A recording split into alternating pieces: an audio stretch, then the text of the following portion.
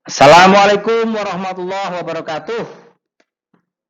Untuk materi sistem informasi manajemen kali ini, kita adalah informasi dalam praktik. Ya, informasi dalam praktik. Kita pahami pengertian informasi adalah sekumpulan data atau fakta yang telah diproses dan dikelola sedemikian rupa sehingga menjadi sesuatu yang mudah dimengerti dan bermanfaat bagi penerimanya. Jadi secara etimologis begitu, istilah informasi ini berasal dari bahasa Latin ya, yaitu informatinem, yang artinya ide, kode, atau garis besar. Nah, informasi ini dapat disajikan dalam bentuk ya macam-macam begitu, mulai dari tulisan, gambar, tabel, diagram, audio, video, dan lain sebagainya. Sedangkan praktik adalah suatu sikap, belum otomatis terwujud dalam suatu tindakan atau overt behavior. Untuk terwujudnya sikap menjadi suatu perbedaan nyata, diperlukan faktor pendukung atau suatu kondisi yang memungkinkan, antara lain adalah fasilitas. Yuk kita lanjutkan untuk materi informasi dalam praktik, kita kupas lebih jauh. Silahkan disimak secara pelan-pelan, kita nikmati saja, kita pahami, kita belajar secara bersama-sama.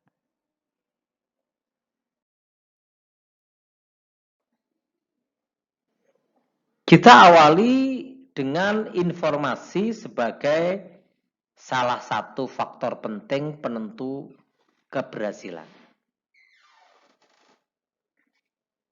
Faktor penting penentu keberhasilan atau critical success factor atau CSF adalah beberapa aktivitas yang dapat mempengaruhi sukses atau gagalnya suatu perencanaan sebuah organisasi.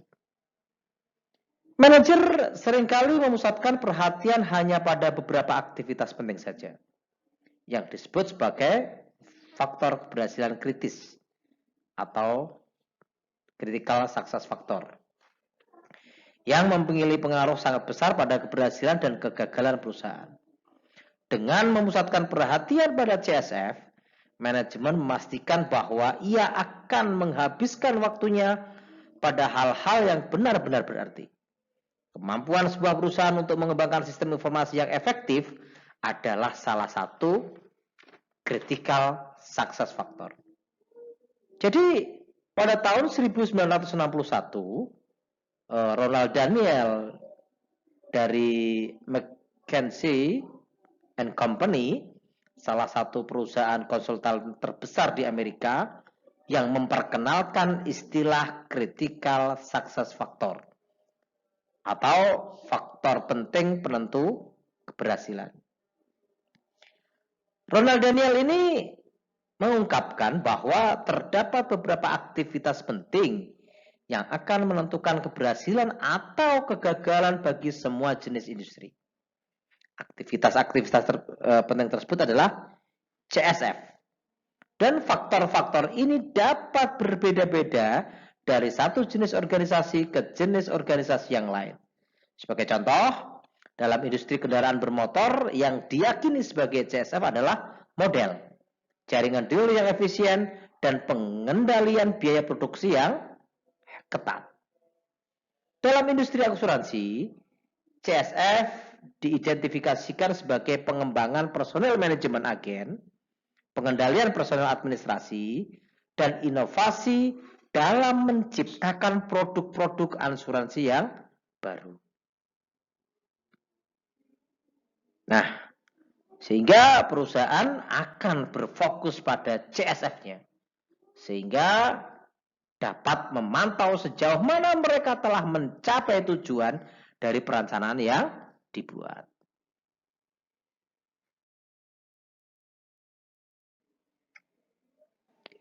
Istilah sistem pemrosesan transaksi digunakan untuk menjelaskan sistem informasi mengumpulkan data yang menguraikan aktivitas perusahaan, mengubah data menjadi informasi, dan menyediakan informasi tersebut bagi para pengguna terdapat di dalam maupun di luar perusahaan. Istilah sistem pemrosesan data, ya, ini biasa kita kenal juga dengan Electronic Data Processing atau EDP, ya. Dan sistem informasi akuntansi juga telah dipergunakan. Namun saat ini kurang populer. Informasi yang mengalir ke lingkungan juga memiliki arti penting.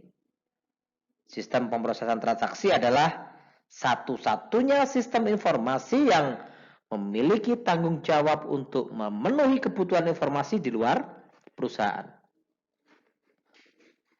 Sistem pemrosesan transaksi memiliki tanggung jawab untuk memberikan informasi kepada setiap unsur lingkungan selain pesaing. Sebagai contoh, sistem pemrosesan transaksi memberikan faktur dan laporan saldo kepada pelanggan. Pesanan pembelian kepada pemasok, dan data dalam laporan keuangan tahunan kepada para pemegang saham dan pemilik. Salah satu contoh yang baik dari sistem pemrosesan transaksi adalah sistem yang digunakan oleh perusahaan-perusahaan distribusi. Perusahaan yang mendistribusikan produk atau jasa kepada para pelanggannya. Kita akan menyebut sistem ini sebagai suatu sistem distribusi atau distribution system. Sistem distribusi juga dapat ditemukan pada organisasi-organisasi jasa. Ya, kalau di luar negeri itu ada United Way dan rumah sakit, serta pada badan pemerintahan seperti militer dan perpajakan. Semua organisasi dalam satu bentuk dan lainnya bergerak dalam bisnis distribusi.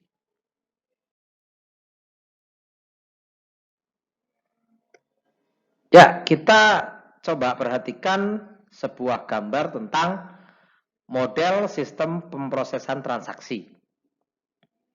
Ini adalah sebuah model sistem pemrosesan transaksi yang merupakan turunan dari model sistem umum perusahaan. Di situ ada unsur-unsur input, transformasi, dan output, dan dari sistem fisik perusahaan berada di bagian area bawah. Nah, data dikumpulkan dari sistem fisik dari lingkungan, kemudian dimasukkan ke dalam basis data. Itu ya, yang berwarna biru.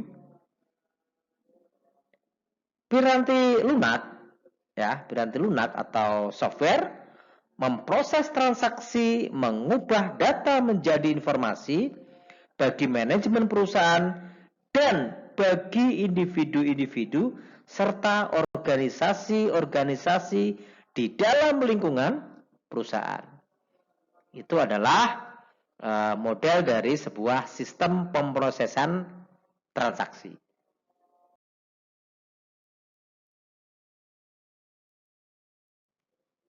Selanjutnya kita ke tinjauan sistem.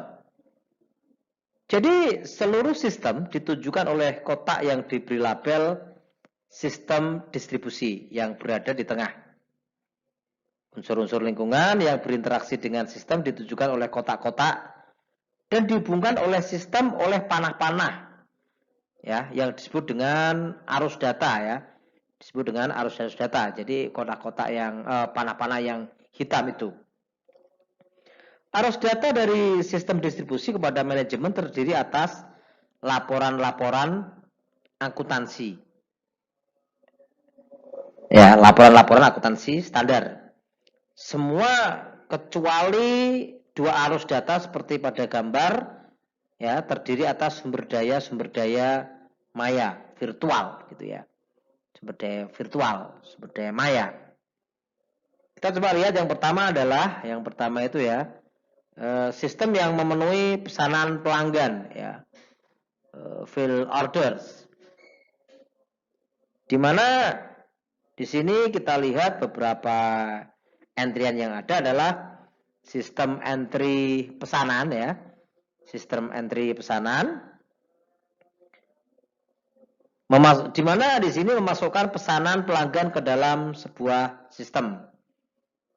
Dan juga di situ ada sistem persediaan ya, sistem persediaan sebagai input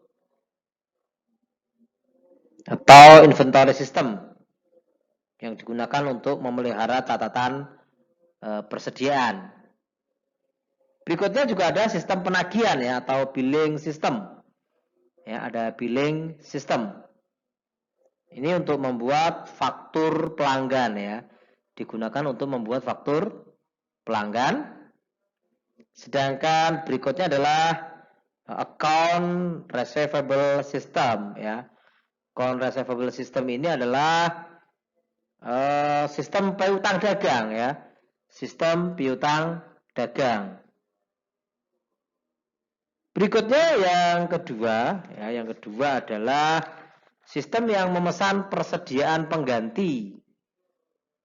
Ya, sistem persediaan pengganti.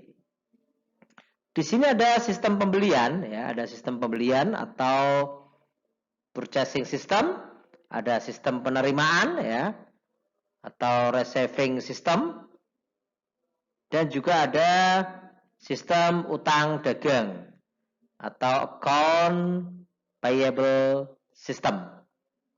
Ya. Ini digunakan untuk melakukan pembayaran. Berikutnya yang ketiga adalah sistem yang menjalankan proses buku besar. Ya. Sistem yang menjalankan buku besar itu di nomor 3. Itu adalah sistem akuntansi yang menggabungkan data dari sistem-sistem akuntansi ya dengan tujuan untuk menyajikan gambaran keuangan perusahaan secara gabungan. Terus berikutnya ada general ledger ya, atau buku besar ya. Buku besar adalah file yang memuat data akuntansi yang telah digabungkan. Berikutnya sistem memperbarui buku besar ya atau update general ledger system. Di mana di sini akan membukukan ya catatan-catatan yang mendeskripsikan berbagai tindakan dan transaksi ke dalam buku besar. Selanjutnya ada prepare management report system. Ya. Ini adalah merupakan sistem pembuatan laporan manajemen. Di sini menggunakan isi buku besar untuk pembuatan neraca dan laporan laba rugi serta laporan yang lain.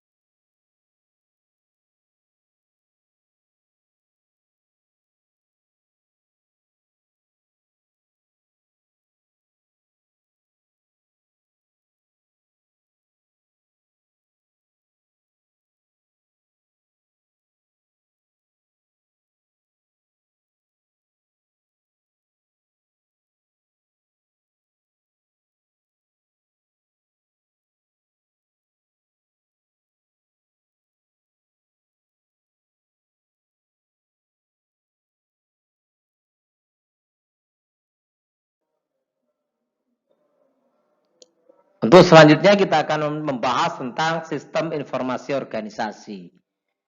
Jadi area-area bisnis perusahaan keuangan, sumber daya manusia, layanan informasi dan manufaktur, serta pemasaran menggunakan basis data yang diproduksi oleh sistem pemrosesan transaksi, ditambah data dari sumber-sumber yang lain untuk menghasilkan informasi yang digunakan oleh para manajer dalam mengambil keputusan dan memecahkan masalah.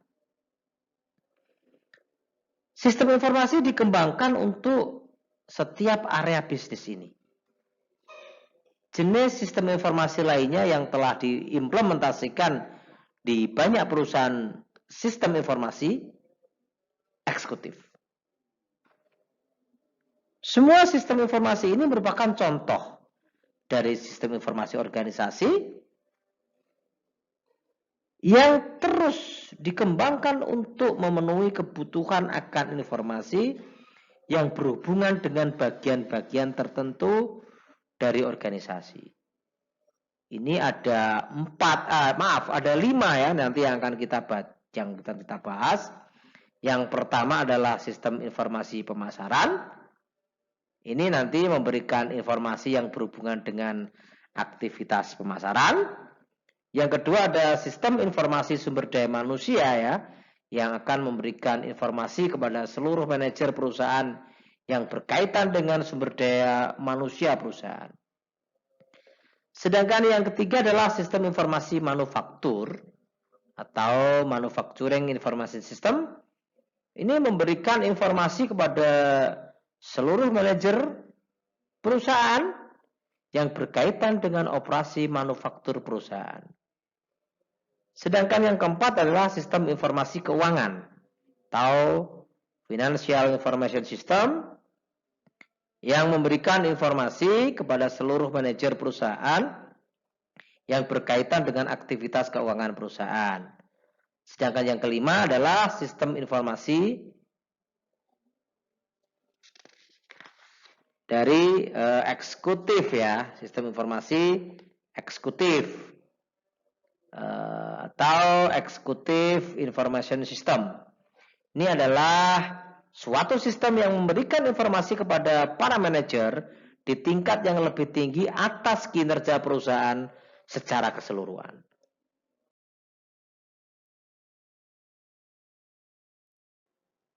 Kita akan bahas satu-satu terkait dengan sistem informasi organisasi, diawali dengan sistem informasi pemasaran. Sistem informasi pemasaran ini atau marketing information system memberikan informasi yang berhubungan dengan aktivitas pemasaran dari perusahaan. Ini terdiri dari 3 blok ya, yaitu subsistem input, proses ya, dan subsistem output. Kita coba bahas satu persatu. Untuk subsistem input dalam sistem informasi pemasaran terdiri dari 3 blok ya.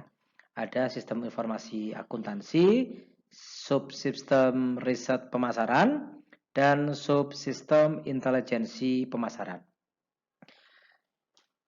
Dari sistem informasi akuntansi, sistem informasi pemasaran tersebut di sini adalah menyediakan catatan penjualan yang terinci yang dapat menjadi dasar untuk pembuatan laporan.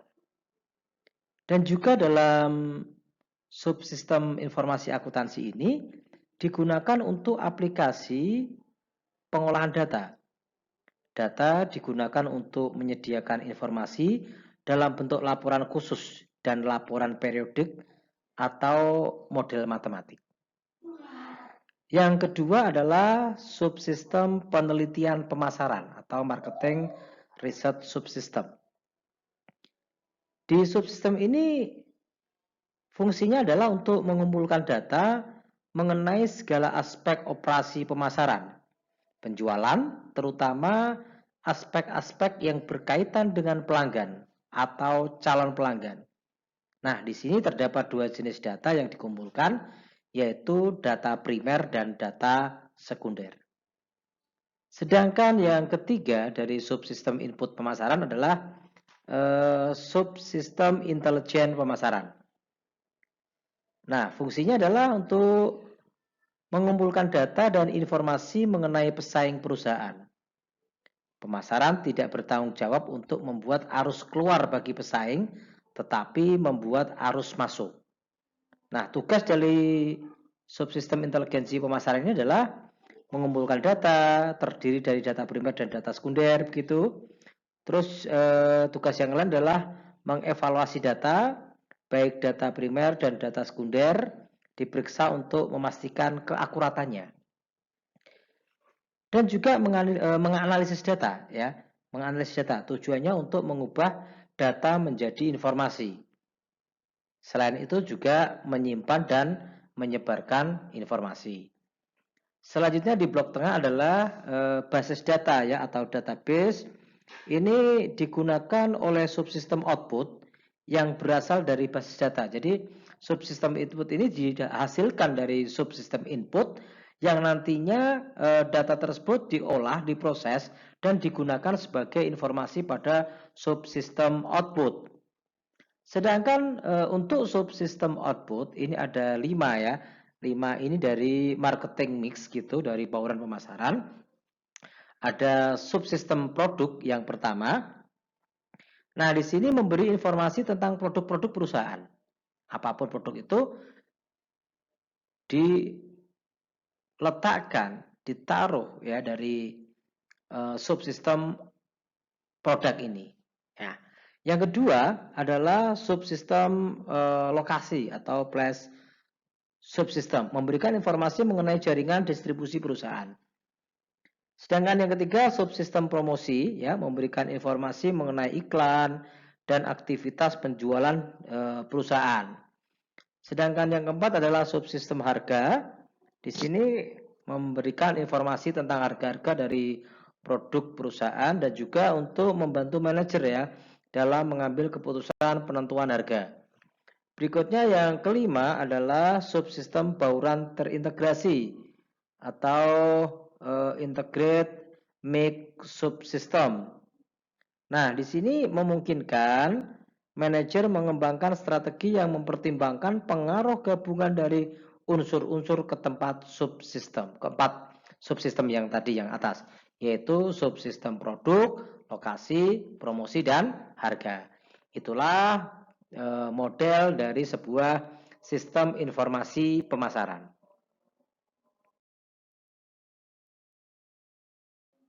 Selanjutnya yang kedua adalah sistem informasi sumber daya manusia atau Human Resources Information Subsystem yang memberikan informasi kepada seluruh manajer perusahaan yang berkaitan dengan sumber daya manusia perusahaan. Sama dengan sistem informasi pemasaran, ini juga kita ada 3 blok, ya, subsistem input, proses, dan output. Kita coba kupas satu-satu. Dari subsistem input, ini ada 3, ya. Yang pertama adalah sistem informasi akuntansi, di mana di sini memberikan data personal yang bersifat keuangan. Data yang ditangani adalah elemen data personalia, gitu. Ya, jadi data yang sifatnya relatif lebih permanen dan bersifat non keuangan. Contoh, nama pegawai, tanggal lahir, jenis kelamin, pendidikan terakhir, begitu. Terus yang kedua adalah elemen data akuntansi. Datanya bersifat keuangan dan cenderung lebih dinamis dibanding data personal. Ya, contoh upah per jam, gitu, gaji bulanan, pendapatan kotor, dan pajak penghasilan yang dipotong, pajak PPH tahunan, gitu. Itu adalah dari sistem informasi akuntansi. Ada 2 tadi, ya. Jadi ada elemen data personalia dan yang kedua adalah elemen data akuntansi. Sedangkan subsistem input yang kedua adalah sistem penelitian sumber daya manusia.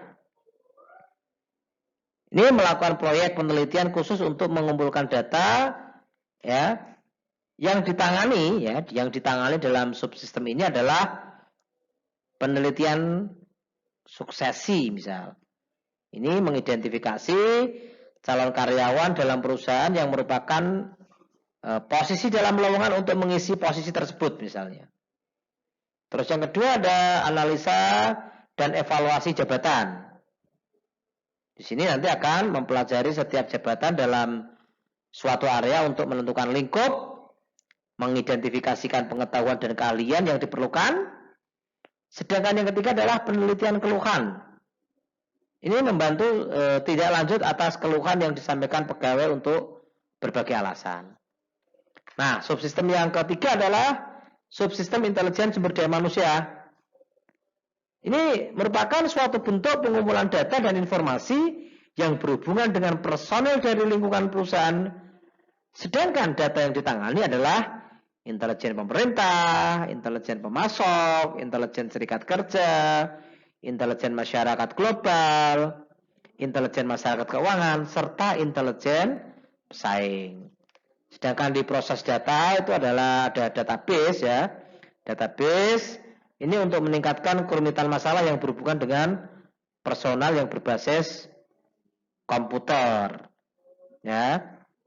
Jadi kalau tadi beberapa inputan yang ada 3 inputan tadi, sistem informasi akuntansi, sistem penelitian dan sistem intelijen sumber daya manusia, maka database yang ada dalam Human Resource Information System ini atau sistem informasi sumber daya manusia ini adalah database pegawai, data non pegawai ya, misalnya ini catatan penilaian pegawai begitu. Terus lokasi dari database ini tersentral ya, karena dapat diakses oleh berbagai sistem fungsional kegiatan antar manajemen dan divisi yang lainnya. Nah, berikutnya ini tadi database ya, database atau Human Resource Information System. Berikutnya yang blok ketiga adalah subsistem output dari sistem informasi sumber daya manusia. Ini ada 6 ya. Ada 6. Yang pertama adalah subsistem perencanaan angkatan kerja. Di situ adalah adanya perencanaan kegiatan yang memungkinkan manajemen untuk mengidentifikasi kebutuhan pegawai di masa datang. Itu di subsistem output nomor 1. Yang kedua, subsistem perekrutan. Ya, ini berbasis komputer ya. Ini bisa berbasis komputer, bisa berbasis jaringan gitu. Terus berikutnya sistem kompensasi. Ya.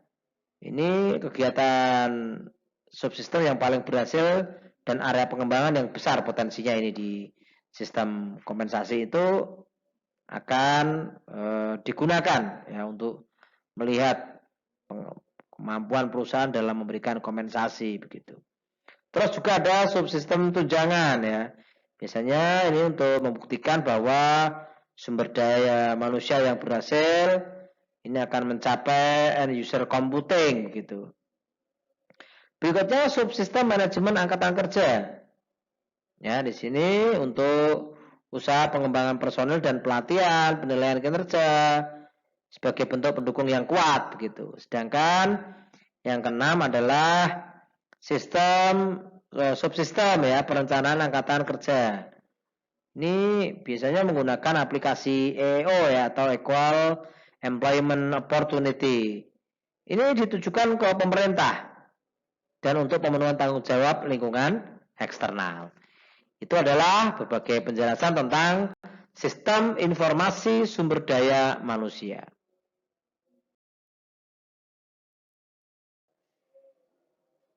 Selanjutnya yang ketiga dari sistem informasi organisasi adalah sistem informasi manufaktur. Nah, ini gambar dari model sistem informasi manufaktur ya, hampir sama dengan yang tadi, bloknya sama begitu. Jadi, pengertian sistem informasi manufaktur adalah suatu sistem berbasis komputer yang bekerja dalam hubungannya dengan sistem informasi fungsional lain. Untuk mendukung manajemen perusahaan dalam pemecahan masalah yang berhubungan dengan manufaktur produk ya dari perusahaan tersebut, yang pada dasarnya tetap bertumbuh pada input, proses, dan output. Nah, tujuan dari sistem informasi faktur ini adalah untuk mendukung fungsi produksi yang mencakup seluruh kegiatan perusahaan, seperti perencanaan dan pengendalian proses untuk memproduksi barang dan jasa. Tujuan ini juga berhubungan dengan menghitung harga pokok penjualan atau HPP ya, terhadap produk yang dihasilkan. Dan hasil akhirnya untuk berhubungan dengan penyediaan laporan keuangan dengan data-data yang benar. Ini beberapa subsistem input, ya, ada sistem informasi akuntansi. Ini untuk mengumpulkan data internal ya, yang menjelaskan antara operasi manufaktur dan data di lingkungan yang berhubungan dengan transaksi perusahaan dengan supplier. Sedangkan yang kedua adalah subsistem industrial engineering. Ini adalah sistem yang terlatih khusus gitu untuk mempelajari mengenai operasi manufaktur dan membuat saran-saran perbaikan. Industrial engineering ini meliputi data khusus dari dalam perusahaan yang menetapkan waktu proses yang dibutuhkan untuk suatu proses produksi. Sedangkan subsistem input yang ketiga dari sistem informasi manufaktur adalah subsistem intelijen manufaktur. Ini bisa digunakan untuk mengetahui perkembangan terakhir tentang sumber-sumber material, mesin, dan pekerja. Sama ya, di tengah-tengah ada database. Ya, database. Terus berikutnya ada subsistem output. Ya. Jadi database tadi adalah untuk tempat ya, tempat menyimpan, tempat untuk memproses dari inputan dari subsistem dari sistem informasi manufaktur. Sedangkan untuk subsistem output ini ada 4. Yang pertama adalah subsistem produksi. Ini adalah segala hal yang berkaitan dengan proses di setiap bagian kerja atau departemen yang mengukur produksi. Sedangkan yang kedua adalah subsistem persediaan. Ini memberikan data jumlah stok, biaya holding, safety stock, dan hal lain yang berdasarkan hasil pengolahan dari data input. Ya. Terus fungsi subsistem persediaan ini adalah untuk mengukur volume aktivitas produksi dan persediaan yang diubah dari bahan mentah menjadi bahan jadi. Sedangkan yang ketiga adalah subsistem kualitas, yaitu semua hal yang berkaitan dengan kualitas, biaya, waktu, performa kerja, atau pemilihan supplier. Fungsi subsistem kualitas ini adalah bisa mengukur kualitas material saat diubah. Sedangkan subsistem yang keempat adalah subsistem biaya. Ini berguna untuk mengukur biaya yang terjadi selama aktivitas produksi.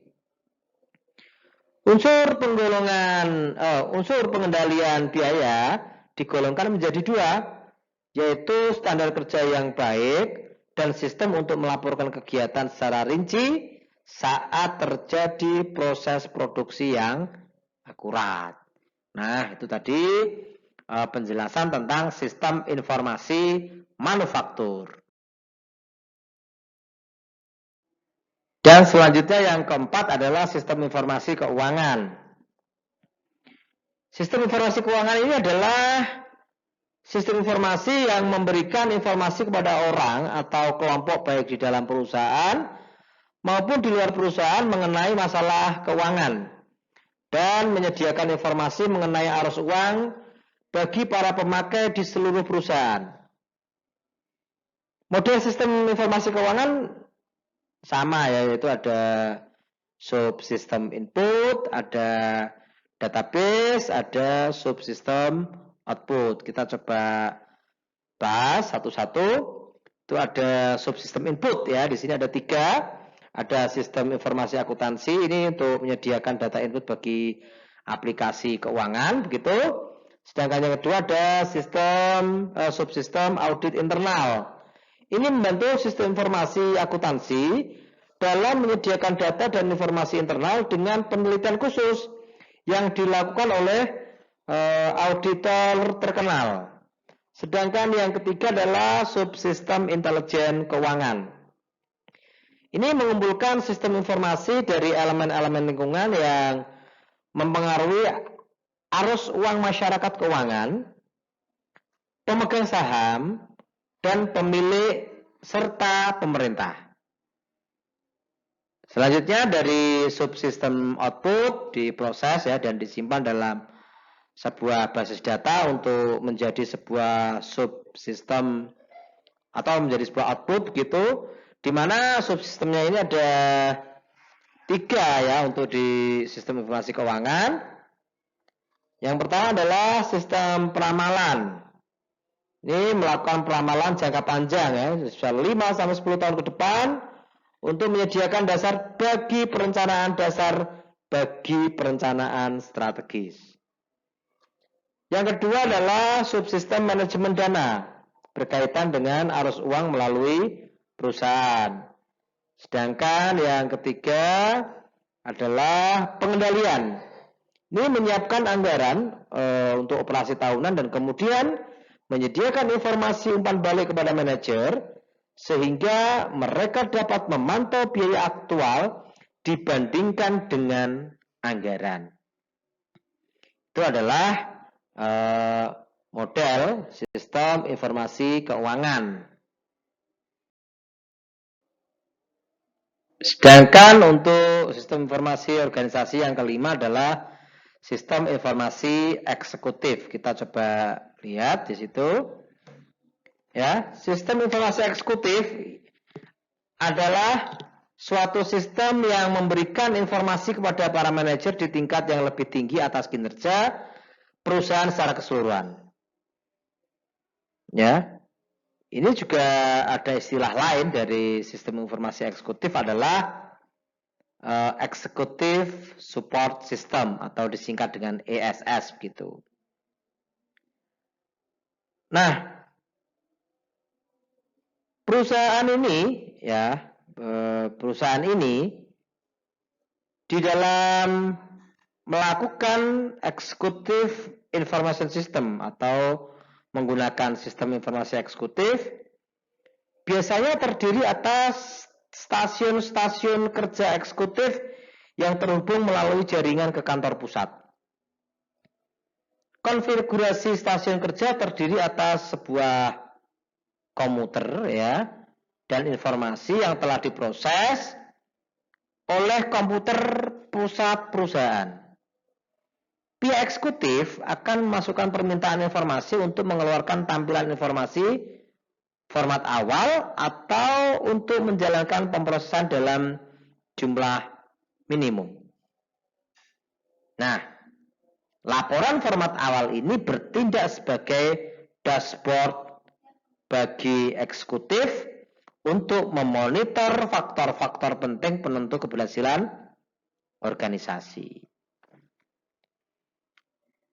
Model Executive Information ini juga menunjukkan komposisi komputer pusat yang berhubungan dengan EIS ya atau Executive Information System.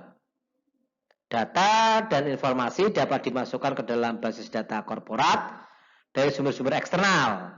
Dan berita-berita penjelasan akan peristiwa-peristiwa terbaru akan dapat dimasukkan oleh anggota staf dengan mempergunakan stasiun kerja mereka masing-masing. Selain basis data korporat, sistem informasi eksekutif ini meliputi kotak surat elektronik para eksekutif dan koleksi piranti lunak yang menghasilkan informasi eksekutif. Meskipun sudah menjadi pendapat umum ya bahwa para eksekutif lebih menyukai ringkasan informasi, ya, terdapat beberapa pengecualian. Beberapa eksekutif lebih menyukai yang detail.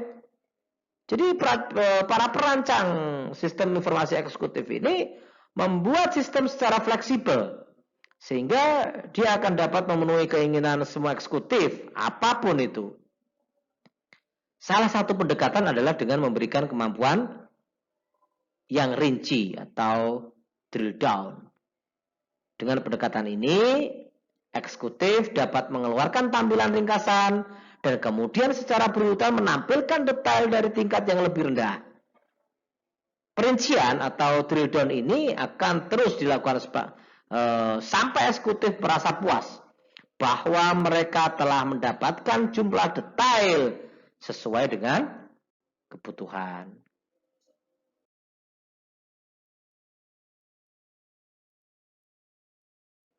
Setelah tadi kita membahas tentang sistem informasi organisasi, kita lanjutkan dengan membahas tentang manajemen hubungan pelanggan atau customer relationship management atau kita biasa dengar dengan istilah CRM ya. CRM ini adalah sistem manajemen yang secara khusus menangani hubungan antara perusahaan dengan pelanggan dengan tujuan meningkatkan nilai perusahaan di mata para konsumennya. Untuk mencapai keunggulan kompetitif dengan fokus pada hubungan pelanggan, organisasi bisnis memerlukan informasi tentang siapa pelanggan mereka, apa yang dipikirkan atau yang diinginkan oleh pelanggan, bagaimana kebutuhan pelanggan mereka dipuaskan, dan faktor-faktor lain yang terkait. CRM adalah strategi bisnis untuk mengoptimalkan profitabilitas perusahaan dengan mempertahankan dan meningkatkan jumlah pelanggan.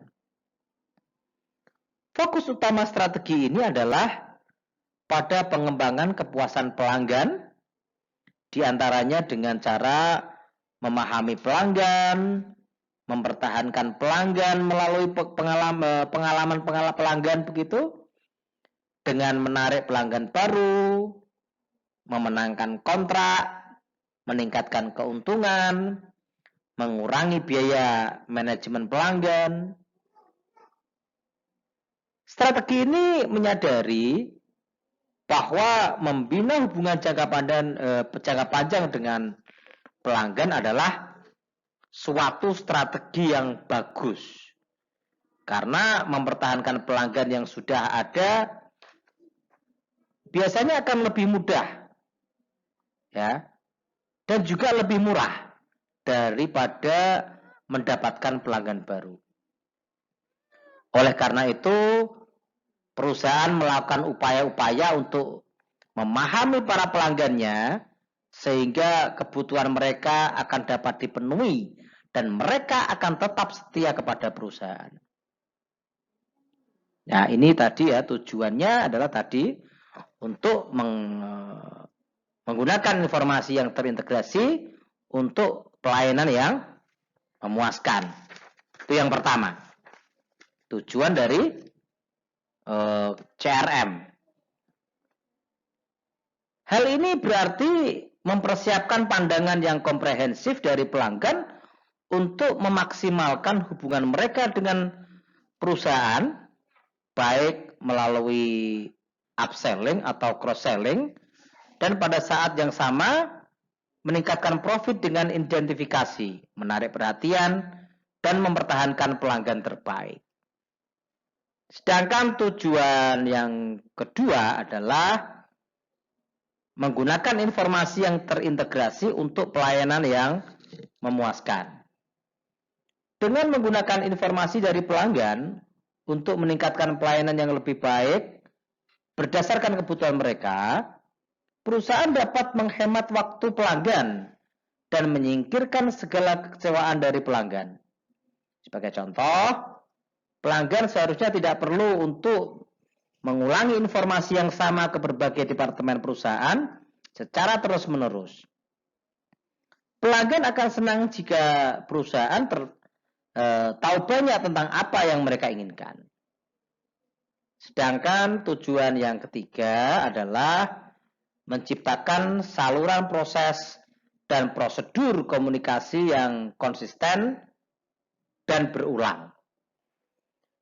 Dengan banyaknya saluran komunikasi dengan pelanggan, semakin banyak pula karyawan yang terlibat di dalam transaksi penjualan.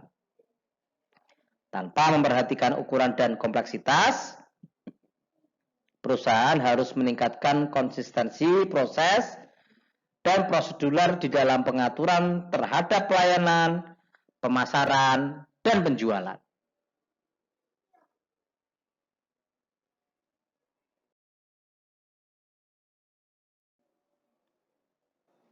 Sedangkan manfaat dari CRM atau Customer Relationship Management ini adalah yang pertama, mendorong loyalitas pelanggan. Aplikasi CRM memungkinkan perusahaan untuk mendayagunakan informasi dari semua titik kontak dengan pelanggan, baik via web, call center, ataupun lewat staf pemasaran dan pelayanan di lapangan. Konsistensi dan aksesibilitas informasi ini memungkinkan penjualan dan pelayanan yang lebih baik dengan berbagai informasi penting mengenai pelanggan tersebut. Sedangkan manfaat yang kedua adalah mengurangi biaya. Dengan kemampuan perusahaan dalam penjualan dan pelayanan, ada biaya yang bisa dikurangi. Misalnya dengan memanfaatkan teknologi web. Aplikasi CRM juga memungkinkan penjualan atau pelayanan dengan biaya lebih murah dalam sebuah skema program pemasaran yang spesifik dan terfokus, tertuju ke pelanggan yang tepat dan pada waktu yang tepat pula. Sedangkan yang ketiga adalah meningkatkan efisiensi operasional. Otomatisasi penjualan dan proses layanan dapat mengurangi risiko turunnya kualitas pelayanan. Penggunaan teknologi web dan call center misalnya akan mengurangi hambatan birokrasi dan biaya serta proses administratif yang mungkin timbul. Sedangkan manfaat yang keempat adalah peningkatan time to market. Ya, aplikasi CRM ini memungkinkan membawa produk ke pasar dengan lebih cepat dengan informasi pelanggan yang lebih baik. Dengan kemampuan penjualan melalui web, maka hambatan waktu, geografis, sampai ketersediaan sumber data dapat dikesampingkan untuk mempercepat penjualan produk tersebut. Sedangkan manfaat yang kelima adalah peningkatan pendapatan. Aplikasi CRM ini menyediakan informasi untuk meningkatkan pendapatan dan keuntungan perusahaan. Dengan aplikasi CRM, kita dapat melakukan penjualan dan pelayanan melalui website, sehingga peluang dari penjualan secara global tanpa perlu menyediakan upaya khusus untuk mendukung penjualan dan pelayanan tersebut.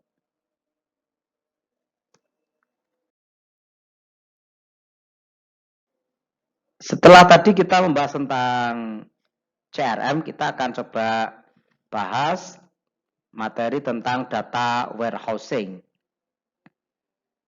Ya, ini data warehousing itu merupakan gudang data gitu ya, atau sebuah sistem komputer untuk mengarsipkan dan menganalisis data historis dari suatu organisasi seperti data penjualan, gaji, dan informasi lain dari operasi sehari-hari. Secara umum, sebuah organisasi menyalin informasi dari sistem operasional seperti penjualan dan SDM ke gudang data menurut jadwal yang teratur, misalnya setiap malam atau setiap akhir pekan begitu. Warehouse ini merupakan metode dalam perancangan database dan menunjang decision support system atau keputusan ya, atau sistem pengambilan keputusan gitu. Dan juga mendukung AIS atau Executive Information System. Secara fisik data warehouse ini adalah sebuah database. Tapi perancangan data warehouse dan database sangat berbeda. Ya, sangat berbeda. dalam desain database tradisional menggunakan normalisasi. Sedangkan database warehouse, normalisasi bukanlah cara yang terbaik. Data warehouse ini memisahkan beban kerja analisis dari beban kerja transaksi dan memungkinkan organisasi untuk menggabungkan atau mengkonsolidasi data dari berbagai sumber. Dengan demikian, data warehouse merupakan metode dalam perencanaan database yang mengacu pada decision support system dan executive information system. Jadi, kalau begitu secara fisik, data warehouse adalah database. Akan tetapi desain data warehouse dan database sangat berbeda. Dalam desain database tradisional menggambarkan normalisasi, sebagaimana yang tadi saya sampaikan tadi, sedangkan data warehouse, sekali lagi, normalisasi bukanlah cara yang terbaik.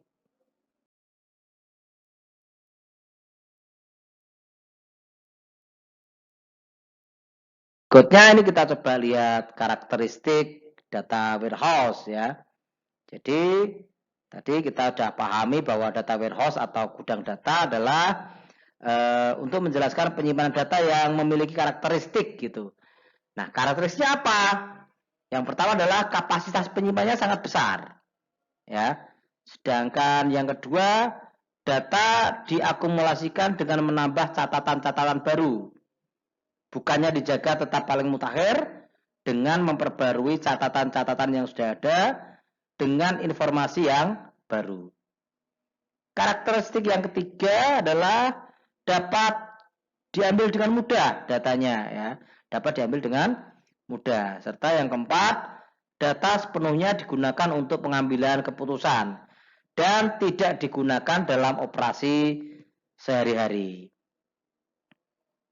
Jadi dalam membuat suatu data warehouse terdengar ya seperti sebuah tantangan besar dan memegang demikian adanya. Bahkan pada kenyataannya tantangannya begitu besar sehingga beberapa pakar itu merekomendasikan untuk mengambil pendekatan yang lebih sederhana, mengimplementasikan data warehouse dengan cara yang bertahap. Jika pendekatan ini ya, jika kita itu mengikuti pendekatan ini begitu akan diistilahkan ada istilah nanti data mart gitu atau toko data. Ini fungsinya untuk menguraikan subjek. Nah, data mart ini adalah suatu basis data yang berisi data yang hanya menguraikan satu segmen dari operasi perusahaan. Pembuatan dan penggunaan sebuah data warehouse atau data mart disebut ya dengan istilah data warehousing yang akan dilakukan oleh suatu sistem begitu. Nah, ini tadi kita secara singkat tadi kita bicarakan tentang data warehouse. Selanjutnya kita coba bahas tentang sistem data warehousing ya, sistem data warehousing. Jadi data warehouse ini adalah bagian utama dari data warehousing yang merupakan dan fungsinya begitu memasukkan data ke dalam gudang, mengubah isinya menjadi informasi dan menyediakan informasi tersebut kepada para pengguna. Sedangkan sumber-sumber data yang utama adalah sistem pemrosesan transaksi.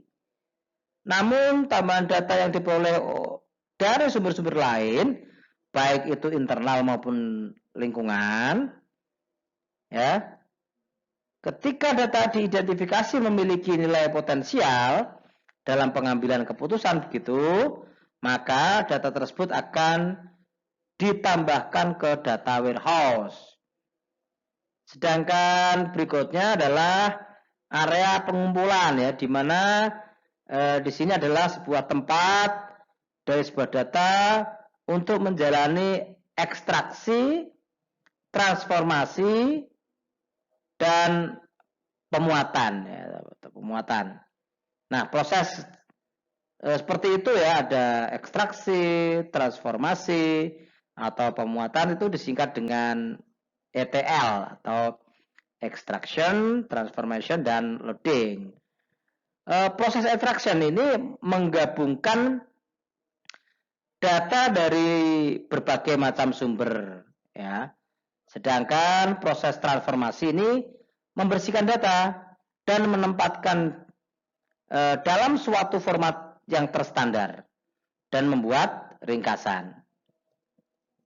Data akan disimpan dalam format rinci maupun ringkas guna memberikan fleksibilitas yang maksimal gitu.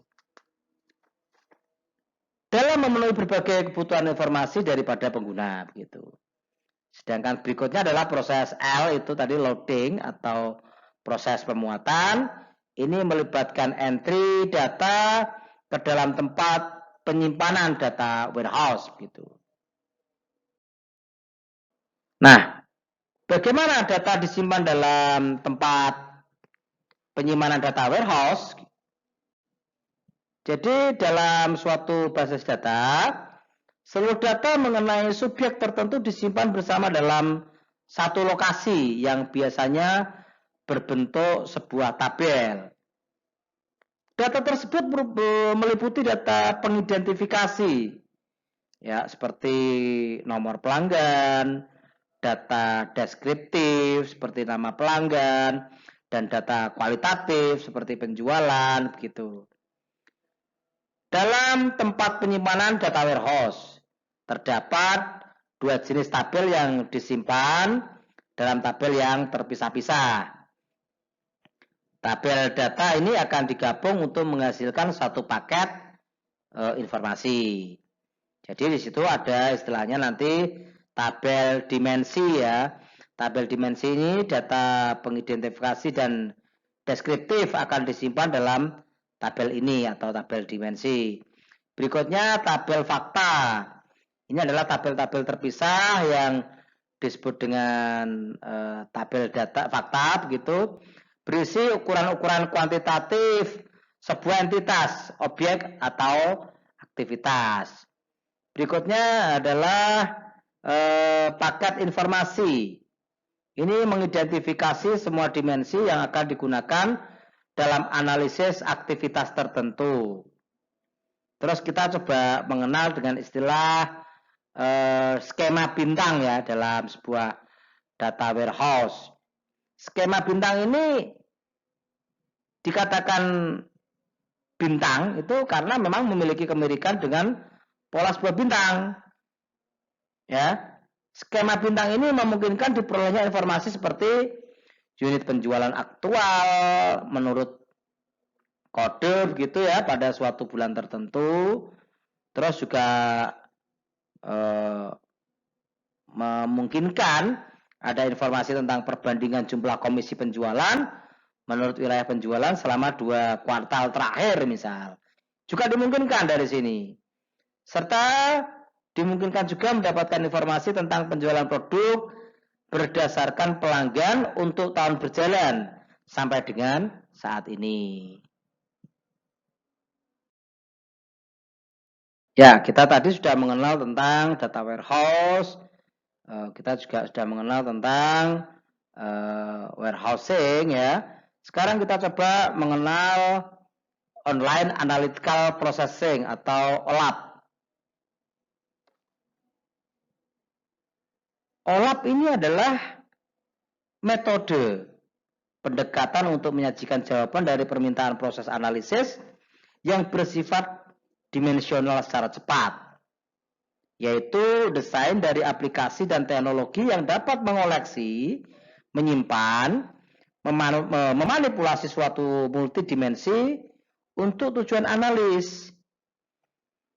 Nah, OLAP ini adalah bagian dari kategori yang lebih global dari pemikiran bisnis, yang juga merangkum hubungan antara pelaporan dan penggalian data.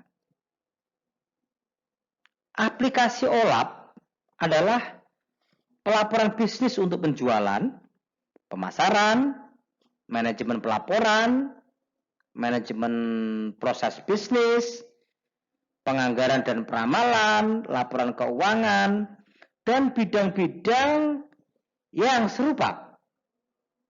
Ya. Dan istilah OLAP ini merupakan perampingan dari istilah lama database. Dulu itu ada istilah OLTP namanya, atau Online Transaction Processing. Jadi, database atau basis data dalam sebuah sistem itu dikonfigurasikan untuk pelayanan OLAP model dari sebuah data multidimensi, bisa digunakan untuk analisis kompleks, ya, dan diberi query-query khusus gitu dengan suatu laju waktu eksekusi. Ya. Nah, berikutnya karakteristiknya bagaimana? Karakteristik OLAP adalah mengizinkan bagi para pelaku bisnis untuk mempunyai pandangan logikal serta multidimensional terhadap data dalam data warehouse. Sedangkan karakteristik yang kedua adalah memberi fasilitas pada analisis query secara interaktif dan kompleks bagi pengguna. Berikutnya, karakteristiknya adalah mengizinkan pengguna dalam melakukan drill down begitu sehingga memperoleh rincian secara lebih jelas atau roll up untuk agregasi metrik selama satu dimensi bisnis ataupun multidimensi. Sedangkan yang keempat, karakteristiknya adalah mempunyai kemampuan untuk menyajikan perhitungan yang rumit serta perbandingan-perbandingan. Dan yang kelima adalah menyajikan hasil dalam berbagai cara yang mempunyai arti dalam bentuk gambar maupun diagram. Itulah beberapa karakteristik tentang OLAP atau Online Analytical Processing. Setelah tadi kita membahas tentang data warehouse dan warehousing, kita akan membahas tentang data mining ya. Data mining ini merupakan sebuah proses pengumpulan informasi penting dari sebuah data yang besar. Pengumpulan informasi penting tersebut dilakukan melalui beberapa proses yang meliputi metode statistika, matematika, maupun teknologi artificial intelligence atau kecerdasan buatan. Secara lebih khusus, definisi data mining ini adalah sebuah alat serta aplikasi yang memakai analisis statistik ya, pada data dan menyaring serta menyimpan semua data tersebut. Jadi perlu Anda ketahui bahwa data mining sendiri dapat menggambarkan suatu pengumpulan berbagai teknik, ya, beberapa teknik yang bertujuan agar menemukan pola-pola yang belum diketahui pada data-data yang terkumpul. Melalui data inilah, para pengguna dapat menemukan pengetahuan berupa database yang semula tidak mungkin diketahui. Sedangkan fungsi dari data mining ini adalah, yang pertama adalah deskriptif ya, yaitu merupakan suatu fungsi yang bertujuan memahami lebih jauh mengenai data yang diamati sehingga dapat diketahui perilaku dari sebuah data. Sedangkan yang kedua adalah prediktif. Fungsi ini adalah sebuah fungsi yang menjelaskan suatu proses dalam menemukan pola tertentu dari sebuah data. Pola-pola yang digunakan diketahui dari beragam variabel yang terdapat pada data. Sedangkan yang ketiga adalah classification ya. Fungsi ini bertujuan untuk menyimpulkan beberapa definisi karakteristik dari sebuah grup. Misalnya, pelanggan perusahaan yang sudah berpindah karena tersaingi oleh perusahaan yang lain gitu.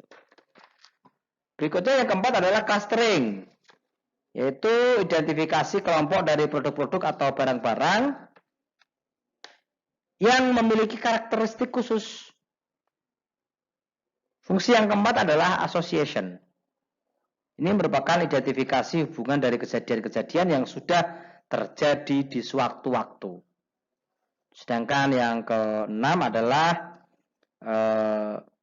sequencing ya. Sebetulnya hampir sama ini dengan association.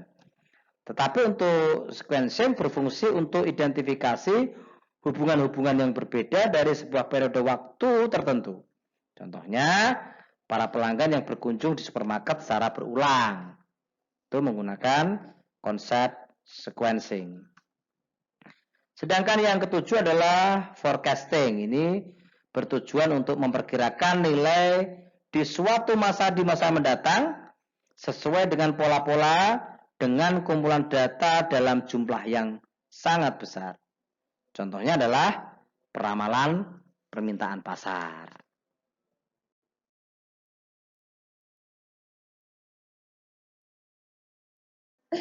Demikian tadi pembahasan kita tentang informasi dalam praktik ya. Informasi dalam praktek.